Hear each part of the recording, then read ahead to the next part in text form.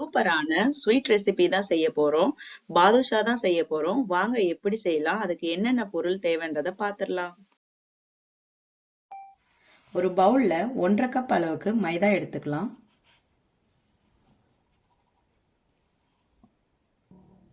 Baking soda 1/2 table spoon, baking powder 1/4 table spoon,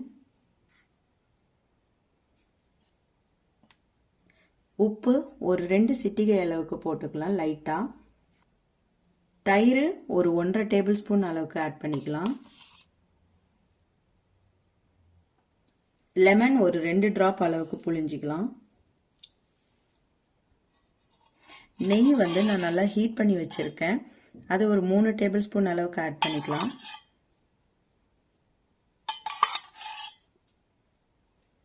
butter வந்து ஒரு 1 table spoon அளவுக்கு எடுத்திருக்கேன், அதையும் வந்து நல்லா ஹீட் பண்ணி அப்புறம் ஆட் பண்ணிக்கலாம்.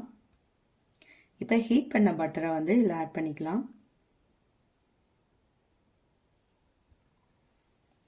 இப்போ இதை நல்லா கையிலே லைட்டாக இந்த மாதிரி கலந்து கொடுத்துக்கலாம்.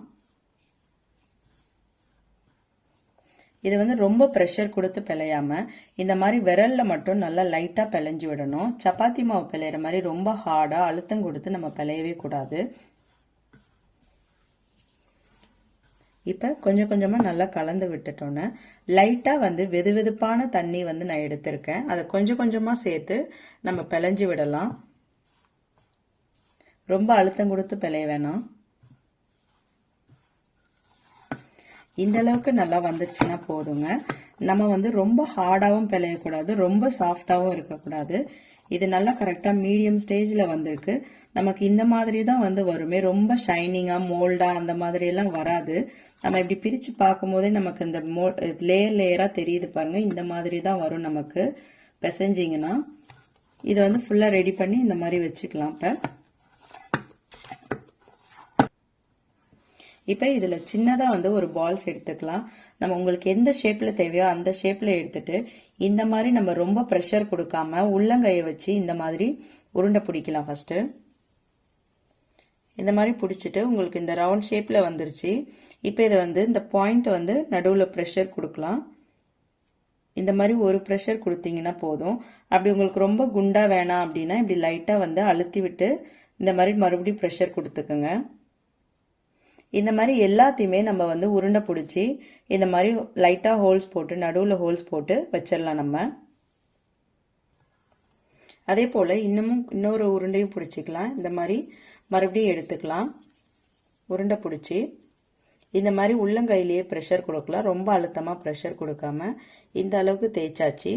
இப்போ கொஞ்சம் லைட்டாக அழுத்திட்டு இந்த மாதிரி நடுவில் ஹோல்ஸ் போட்டு, நம்ம பின்னால் ஹோல்ஸ் போடணும்னு அவசியம் இல்லை, இந்த மாதிரி சென்டரில் இங்கே மட்டும் ரொம்ப ஹோல்ஸ் போட வேண்டாம், இந்த அளவுக்கு இருந்தால் போதும்.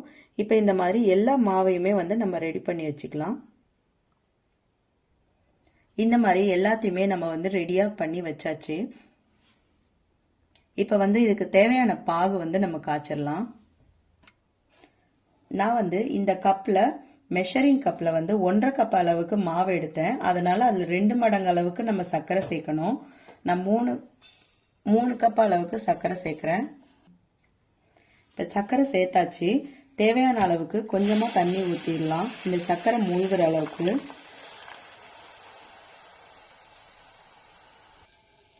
கால் டேபிள் ஸ்பூன் இதில் வந்து ஏலக்காய் பவுடர் ஆட் பண்ணுறேன். ஒரு 1/2 டேபிள் ஸ்பூன் அளவுக்கு ரோஸ் வாட்டர் ஆட் பண்ணுறேன். இது வந்து ஆப்ஷனல் தான், உங்களுக்கு இருந்துச்சுன்னா ஆட் பண்ணிக்கோங்க, ரொம்பவே நல்லா இருக்கும். இது ரொம்ப கம்பி பதத்துக்குலாம் வரணும்லாம் இல்லைங்க, சும்மா இந்த மாதிரி கிளறி விட்டு கொஞ்சம் நல்லா கொதிக்கட்டும். லைட்டாக வந்து அந்த பிசு பிசுப்பு நமக்கு தெரியும், அப்போ வந்து நம்ம ஆஃப் பண்ணிக்கலாம் ஸ்டவ்வை.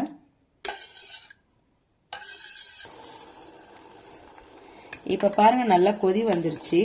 இந்த ஸ்டேஜில் வந்து நீங்கள் கொஞ்சமாக எடுத்து லைட்டாக தொட்டு பார்த்தீங்கன்னா எப்பவுமே இந்த சர்க்கரையோட பிசு பிசுப்பு உங்களுக்கு நல்லாவே தெரியும். இந்த அளவுக்கு வந்துச்சுன்னா போதும், நம்ம இறக்கி வச்சிடலாம். இதை இப்போ நல்லா ஆயில் வந்து ஹீட் பண்ணியாச்சு. இது மீடியம் ஹீட்டில் தான் இருக்குது, ரொம்ப ஹை ஃப்ளேமில் வைக்கக்கூடாது. நமக்கு வந்து இது போட்டோன்னே இந்த பால்ஸ் எல்லாம் போட்டோன்னே ரொம்ப பொரிஞ்சு மேலே வரக்கூடாது, அதனால மீடியம் ஹீட்டில் வச்சு ஹீட் பண்ணிக்கலாம். இப்போ ரெடி பண்ணி வச்சிருக்க பால்ஸை இதில் போட்டுடலாம். ரொம்ப வடைக்கு போட்டா ரொம்ப பொத பொதன்னு வரும் இல்லைங்களா, அந்த மாதிரி போடாம இந்த மாதிரி லைட்டா மீடியம் ஹீட்ல வச்சு போட்டா போதும்.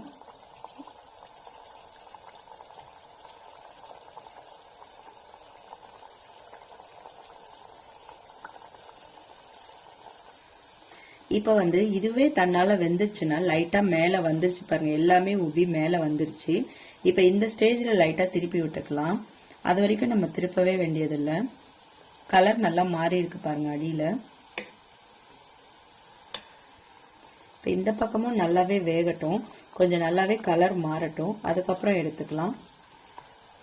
இப்போ பாருங்க நல்லாவே கலரும் மாறிடுச்சு, நல்லா குக் ஆயிடுச்சு. இந்த ஸ்டேஜ்ல எல்லாத்தையுமே எடுத்து நம்ம காய வச்சிருக்கோம் இல்லைங்களா பாகு, சக்கரை பாகு, அதுல போட்டுக்கலாம். இப்போ இந்த மாதிரி எல்லாத்தையுமே எடுத்துடலாம். எடுத்துட்டு எண்ணெய் எல்லாம் வடிஞ்சிரும். வடிஞ்சதுமே உடனே வந்து நம்ம இந்த சக்கரை பாகுல ஆட் பண்ணிடலாங்க. இதே போல மீதி இருக்க எல்லா பால்ஸையுமே நம்ம வந்து போட்டுட்டு மறுபடியும் அதே போல சக்கரை பாகுல போட்டுடலாம். ஒரு 5 நிமிஷம் ஊறுனா போதும், அதுக்கப்புறமா நம்ம எடுத்துக்கலாம். அத பாதுஷா ரெடி ஆயிடுச்சு. இது மேல வந்து நான் பிஸ்தாவை டாப்பிங்கா கொடுத்துருக்கேன். நீங்க பாதாமியும் சூஸ் பண்ணிக்கலாம். இந்த ரெசிபியை நீங்களும் வீட்ல ட்ரை பண்ணிட்டு எப்படி இருக்குன்னு கமெண்ட்ல சொல்லுங்க. இந்த வீடியோ உங்களுக்கு பிடிச்சிருந்ததுன்னா எங்க சேனலை சப்ஸ்கிரைப் பண்ணுங்க, லைக் பண்ணுங்க, கமெண்ட் பண்ணுங்க, உங்க ஃப்ரெண்ட்ஸுக்கும் ஷேர் பண்ணுங்க.